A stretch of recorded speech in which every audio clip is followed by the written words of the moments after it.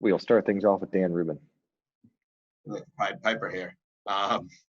Phil, 4 or 5 days into practice, you get the now that you've kind of had an opportunity to work through getting into pads and stuff like that. Just how's it felt to get built up into this offense over doing the situational stuff even and just getting more familiar with how things are going?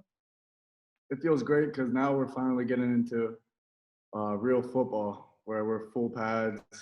We're simulating different scenarios in the game, so we're really getting into realistic scenarios, and that's a lot different from in the past what we've been doing, just throwing with receivers and walkthroughs. So we're going full contact and live, and so it's been as realistic as you can get. We'll go next to Julian. What's going on, Phil? How are you? Hi. Good. A couple of things I'll get them out the way. One, did you ever expect to go viral in your life? No, I gotta credit some people on Twitter, BCD, a lot of people on Twitter, and a lot of people in the BC community for helping that out. And then just follows. One, what did you think when you first saw sort of the free jerk, and then how much of a relief was it once the process had played out and gone in your favor? At that point, I was frustrated with the process. I was expecting an answer weeks or months before, so there was a little bit of frustration, and I was glad that people were on my side that wanted to see at least the NCAA come out with the decision. But in the end, they ruled for me, and so I'm grateful for that. We'll go next to Trevor. Hey, how you doing? Good. How are you? Good. So I'm just curious, from your perspective, Coach Hafley was obviously pretty emotional when you got the news and you found out that you'd be able to play. So just what was that phone call like with you, and how much has he had your back throughout this whole thing? Yeah, it was emotional for me too because of just everything that went into it. Coach Hafley also put so much. Every day he was working on it. So for him, for my parents, for Mr. Kraft, for everybody, it was just a release. Thanks. We'll go next to Andy Backstrom. Hey, Phil. Coach Hafley told us earlier today you guys had another weekend of tests, 164 tested, 164 negative tests. Just with everything going on, those simple reports of getting back those negative tests, is that encouraging for you guys as a team to just know at least you're doing all you can to keep this season going forward?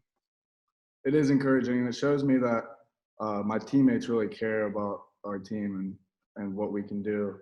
It's hard. It really is hard to go months at a time without seeing anybody outside of our circle. So, people have made sacrifices, and I thank them for that. We'll go next to AJ Black. Hey, Phil, how you doing? Good. How are you? Good. The schedule came out last week, and Notre Dame is going to be playing Boston College. What are your thoughts about playing your former team this year?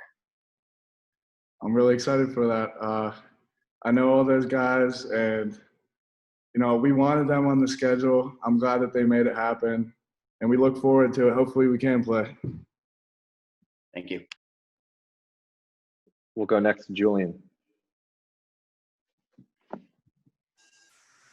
One of the big things that kind of brought you here was sort of a relationship you could develop with Coach Signetti. But how's that played out so far? And kind of, can you describe him for us and some of the things that you're kind of picking up from him along the way so far?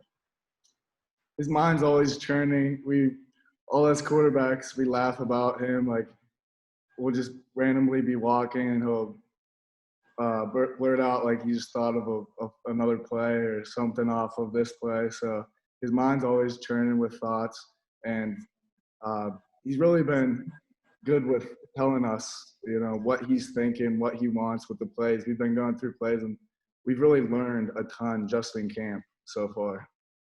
And on the flip side, just the room, the quarterback room itself, how have you kind of fit in? How have guys sort of, knowing it's obviously still a competition, but lean on each other? Obviously, Dennis has experience from last year.